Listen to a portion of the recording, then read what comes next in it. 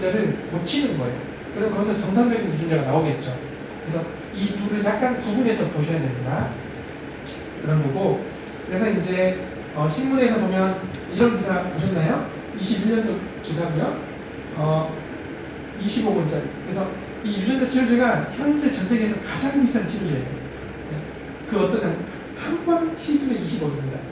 그래서 노바티스가 만들었고 졸겐스마라고 하는 거고 유전자 대체 치료제. 그러니까 이름에서 이제 유전자 대체라는 거는 유전자를 고치는 건 아니고 정상적인 유전자를 넣어주는 거구나 이렇게 생각할 수 있겠죠.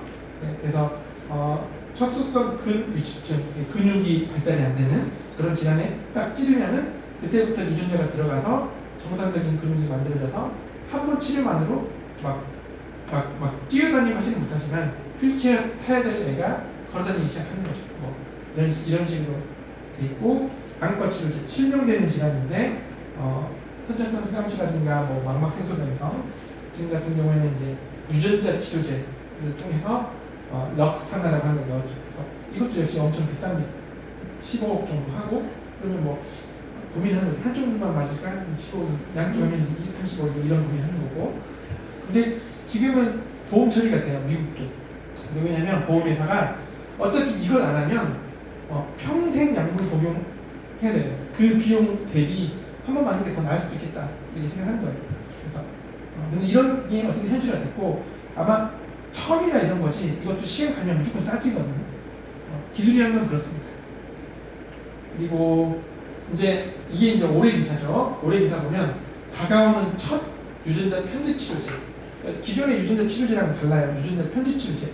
크리스퍼를 이용하는 겁니다. 그래서 엑사셀이라는 치료제고 베타 지중해 균형 또는 겸상적혈구병 이것도 아주 잘 알려진 질병이고 책에 나오는, 왜냐면 처음으로 유전병을 우리가 연구자들이 밝힌 병이거든요.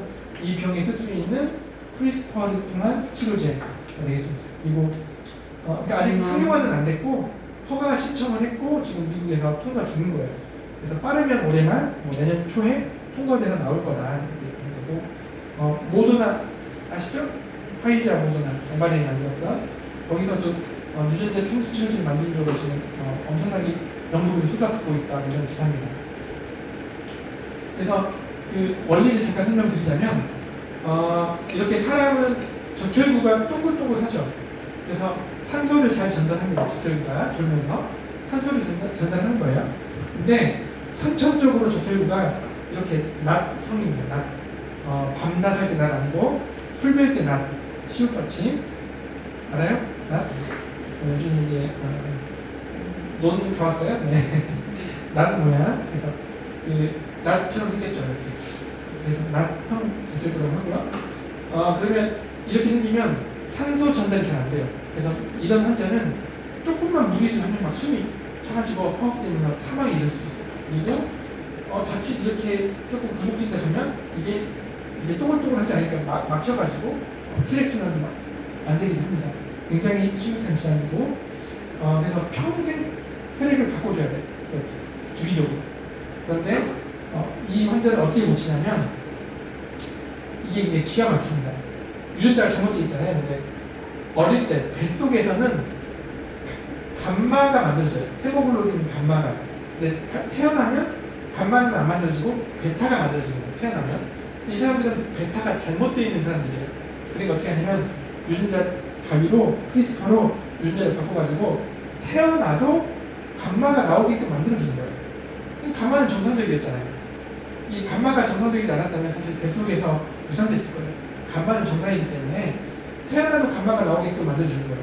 그러면 한 번 이렇게 딱 유전자 편집을 해버리면 평생 약을 안 맞아도 거의 정상이 그렇게 사는 거죠. 그래서 100명한테 시도를 했더니 90% 넘는 환자가 아주 높은 치료 효과를 보였습니다. 그래서 이제 상용화가 곧 될 거다 이런 얘기를 하는 거예요. 이제 우리나라 그 연구 결과들인데 전부 다 환자까지는 안 갔고 그 전 단계까지 한 거예요. 그래서 보면 혈병도 피가 응고되지 않는 선천적인 질환이죠. 환자 세포를 꺼내는 것도 어려워요. 세포 꺼내다가 피가 나면 피가 안 멈추니까. 그래서 오줌을 받아가지고 오줌에도 세포가 1일 있거든요. 세포로 줄기세포 만들어서 유전자 가위로 고치고 고친 세포를 혈액세포로 만든 다음에 사람한테 넣어주면 되겠지만 사람한테 넣어서 이제 동물에 넣었죠. 일단 혈액이 응고되기 시작합니다. 이렇게 되는 거고 그리고 이제 뭐 이건 이제 저희 그룹이 한 건데 이 티로신 분해효소가 선천적으로 결핍된 사람이 있어요. 티로신 혈증이라고 하는데 이 사람 이런 모델로 동물의 간 세포를 꺼내서 이 간 세포를 우리가 고친 다음에 다시 간에다가 찔러 넣었죠. 이렇게 했더니 마우스들이 잘 살아갑니다. 이런 걸 본다던가 그리고 이제 익스비보 지금 익스비보죠. 이렇게 바깥에 사는 거니까 이건 이제 그 피부에서 있는 그 질환인데 표피 방귀증이라는 피부에서 콜라겐이 만들어지잖아요. 그래서 이렇게 딱 달라붙지 않고 들뜨입니다. 그래서 오염이 잘 되고 뭐 굉장히 심각한 질환이에요. 네, 근데 환자 세포를 우리가 고쳐가지고 마우스에 넣었더니 콜라겐이 잘 만들어지더라. 이런 걸 이제 보고 한 거죠. 그리고 이제 인비보는 직접 찌른다 그랬죠? 저는 안과 교수님이 한 건데 이렇게 마우스에 실명되는 질환에 이렇게 마우스에 유전자를 넣어서 고쳤던 거예요. 한 10% 정도 고쳤습니다. 10% 정도. 그러니까 전체 100%를 고치지 못하고 10%를 고치는 거예요. 그랬더니 그 시각 마우스한테 뭐 앞이 보이냐 물어볼 수 없으니까 빛을 주고 안 주고 해서 그 자극을 전기 신호로 바꾸거든요. 전기 자극이 이렇게 보이다가 이 마우스는 이제 실명이 되는 거예요. 근데 이렇게 고친 마우스는 이렇게 조금씩 전기 자극을 이제 내뿜기 시작합니다. 그래서 실명이 안 되는 거죠. 이런 결과를 얘기를 했습니다. 그래서 우리나라도 몇 년 안에 그 임상 결과가 나올 거예요. 그래서 지금은 다 동물 실험이지만 임상으로 가고 있다. 이렇게 얘기했습니다. 그리고 뭐 암 치료에서도 유전자 가위를 활용하고 그렇습니다. 그래서 거의 끄트머리고 네. 부탁하라고 하는 영화 아시나요? 사실 책에도 막 여러 번 소개됐는데 저는 이제 98학번이에요. 그래서 98년도에 미국에서 나와서 우리나라가 99년도에 개봉됐을 거예요. 그래서 하루는 친구들이 가타카 영화 보러 가자 그래서 저는 일본 사무라이 영화인 줄 알고 그런 시시한 걸 보내서 안 갔거든요. 근데 나중에 보니까 GATTACA DNA 소열에 맞는 제목이죠. 그래서 부모님들 다 아실 텐데 에다노크 우마사만 주드로 다 20대 초반의 모습이 나오고 지금 보시면 주드로 아니고요. 에다노크와 우마사만 아세요? 킬빌 그 여주인공 컬러가 다 페이지로는 둘이 이 영화 찍고 결혼했어요. 그리고 이혼도 했죠. 아무튼 이렇게 광대시할 때는 관심이 반응이 없으시다가 헐리우드 얘기하니까 이렇게 반응이 있으시고 아무튼 근데 이게 이제 90년대 만들어진 영화인데 미래의 그런 DNA를 바꾸는 시대가 되면 어떨까를 상상해서 만든 거예요. 근데 굉장히 잘 만들었어요. 제가 몇 년 전에 그 넷플릭스로 봤거든요. 지금도 있는지 모르겠는데 그래서 그 부모님들은 백투더 퓨처라는 영화 아실 거예요. 80년대 만들어졌는데 그때 보면 막 자동차 타고 미래로 가잖아요. 근데 그 미래가 고작 해야 2015년도 막 그래요. 그때 간 미래가 2015년도로 갔더니 막 미래가 어떻습니까? 막 슈퍼보드 타고 날아다니기도 하고 그 다음에 잘 기억하시면 드론이 있습니다.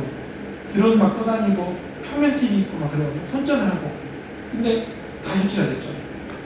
그러니까 예술가의 상상력 기가 막힙니다. 그런 과학자만이 아니라 예술가의 그런 상상력과 인사이트는 대단하다. 이것도 지금 에디팅이라는 게 전혀 모르던 시절에 상상으로 만들었는데 지금 봐도 전혀 촌스럽지 않고 굉장히 과학적입니다. 기회 되시면 보셔도 좋겠다. 15분?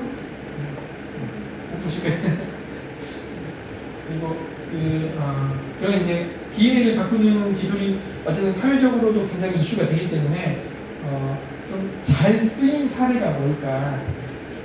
그러면서 제가 소개하는 기술이 바로 체외 수정, 시험과 나기 기술입니다. 그래서 많이들 들어보셨겠죠? 책에도 다 나옵니다. 교과서에 난자와 정자를 체외에서 수정시킨 다음에 착상을 시켜서 임신을 하는 거죠. 78년도에 영국에서 처음으로 해가지고 그때 루이즈 브라운이라는 여자아이가 태어났어요. 이 여자아이가 건강히 자라가지고 자식도 낳았거든요. 그러고 나서 노벨상을 받은 거예요. 로버트 에즈워즈 경이 로버트 생리상을 단독 수상했습니다. 우리나라는 85년도에 처음으로 도입돼가지고 서울대병원에서 이제 처음으로 아이가 출산됐어요.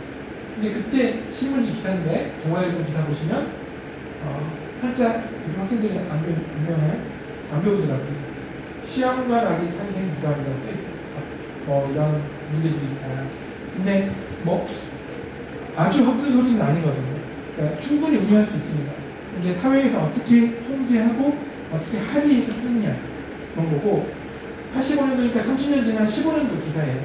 30년 지난 기술 봤더니 5만 건, 8만 건 쓰이더라. 지금 이제 30만의 벽이 깨졌죠. 5만 건. 5분의 1은 시험관으로 태어납니다. 이제 피부를 안 느끼시니까 한 달이 걷는 뭐 선후배 다 있잖아요. 그런 시대가 되었고 굉장히 그 인류에게 중요한 기술이 됐잖아요. 어떻게 쓰느냐가 중요하다. 이런 메시지를 좀 드리고 싶습니다. 저희 서울대 연구실이고 서울대 그 의과대학이 연건에 있어요. 서울대학교는 관악구에 있는데 의과대학만 연건에 있습니다. 그래서 연건에 있다 보니까 바로 옆에가 창경궁이거든요. 창경궁 좋습니다. 한번 나중에 가시면 뭐 병원도 멀리서 보시고 그러십니다. 네, 그래서 제가 발표한 건 준비된 건 여기까지인데 시간이 좀 돼서 아직 남아서 이거 토론도 바로 진행할게요. 네, 그래서 제가 이 기술을 이제 어느 정도 설명을 드렸고 제가 시민분들의 생각들이 궁금해서 질문 딱 하나입니다. 딱 하나니까 이 기술을 어떻게 허용하고 우리가 쓸 건가에 대한 윤리적인 문제예요. 질문은 다음과 같습니다. 유전자 교정 기술을 어디까지 사용할 수 있을 건가? 첫 번째, DNA를 건드리는 것은 절대 안 된다. 아시겠죠? DNA를 바꾸는 건 안 된다. 사람이든 식물이든 미생물이든. 두 번째, 식물 DNA 바꿀 수는 있는데 사람은 안 되고 동물이랑 식물까지는 괜찮다. 2번이에요. 숙제하셔야 돼요. 3번은 식물, 동물 당연히 되고 사람도 쓸 수 있다. 근데 사람은 태어난 사람의 경우에는 배아세포는 안 된다는 거예요. 그 다음에 4번은 배아세포에서 쓸 수는 있는데 배아세포에서도 연구를 위해서만 하고 그 다음에는 폐기해서 태어나게 하면 안 됩니다. 연구도 필요하거든요. 왜냐하면 많은 경우에 그 배아 단계에서 유산이 되는데 유산되는 이유를 잘 몰라요. 그런 부분을 이제 DNA를 분석해서 좀 바꿔보고 해서 연구를 할 수 있는데 연구할 때도 윤리적인 문제가 있겠죠. 왜냐하면 배아세포는 사람한테 넣으면 사람이 되는 건데 사람이 안 되게 한 다음에 버리는 거니까. 4번. 자, 그러니까 연구로는 쓸 수 있다. 5번은 배아세포에 써서 사람 태어나게도 할 수 있다. 근데 치료 목적으로만 써야 된다. 6번은 이제 다 터놓고 사람한테 쓸 수 있고 배아세포 써서 태어나게 할 수 있는데 치료든 기능의 향상이든 다 쓸 수 있다. 이 6번입니다. 구분하시겠죠? 네. 자, 모두가 손을 들으셔야 돼요. 두 번 들으시면 안 돼요. 초딩인지 유딩인지 모르겠지만 초딩인가요? 네. 자, 1번이라고 생각하시는 분 1번이라고 생각하시는 분 DNA는 절대 안 된다. 하나 찍으시면 돼요. 무조건 손 들어야 돼요. 2번이라고 생각하시는 분 동물식물은 된다. 왜 사람은 안 된다 생각하시죠? 사람의 치료라는 게 정의하기가 되게 어려워. 어디까지가 치료고 어디까지가 향상인지에 대한 기준이 아직은 명확하지 않으니까 사람한테 쓰는 건 아직 되지 않다. 네. 기준이 세워지기 굉장히 중요한 표현을 쓰셨는데 근데 이제 그 말인즉슨 이제 아이가 태어나서 딱 처음에 눈을 마주치다가 어느 순간 눈을 못 마주쳐요. 실명이 거의 실명으로 이렇게 가고 있어요. 그 상황에서도 그걸 고치면 안 된다는 얘기죠. 그러니까 제가 모든 답에 대해서 반박을 할 거예요. 네.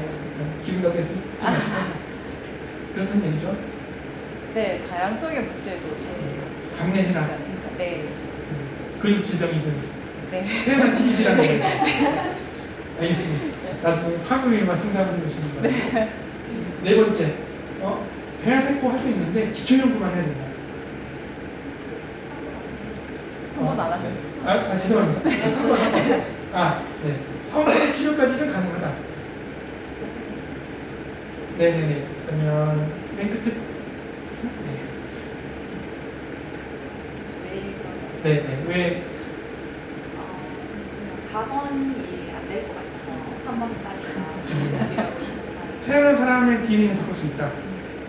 네, 그리고 4번 같은 경우에 기초연구 목적으로 사용되다가 이후에 폐기 안 될 경우 문제가 될 것 같아서 그냥 3번까지 네, 10번은 네. 네. 그래서 그 앞서 말씀드렸듯이 체외 수정도 시험관하기도 누가 시도 좀 해가지고 막 나도 모르게 내 자식 하면 어떡하냐 다 우려할 수 있어요. 지금도 그거를 100% 막을 수는 없잖아요. 근데 하는 면이 있잖아요. 그렇게 얻는 게 있고 잃는 게 있는데 그런 부분이 우려가 된다고 아예 막는 게 필요하냐 이런 부분 좀 생각해 보시기 바라고. 혹시 또 무슨 얘기 있으세요? 손 드시는 분? 둘 중에? 네. 비슷한데 기초용 목적으로 했다가 폐기한다고 하니까 좀 빈말이잖아요. 네. 지금 시험 관하기 할 때 채취한 다음에 건강하지 않는 건 폐기한 거 아세요? 건강한 것들만 착상하고 그건 괜찮나요? 시험 관하기는 금지해야 되는 겁니까? 네. 전국 불임 부부와 한번 만나보시기 바라고. 네. 그러면 4번까지는 괜찮다. 네. 그러면 여성분부터. 연구를 위해서는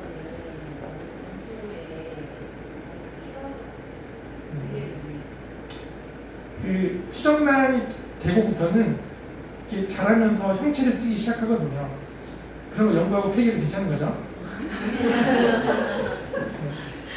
물론 이제 이게 8세포기, 16세포기 이렇게 하다 진짜 사람까지는 몇 달까지는 안 가겠죠, 물론. 그리고 혹시 저도 생각은 비슷한데 약간의 상상을 생각을 하면 저 이번 동물까지 흘러가고 있잖아요. 동물도 어쨌든 생명을 가지고 있는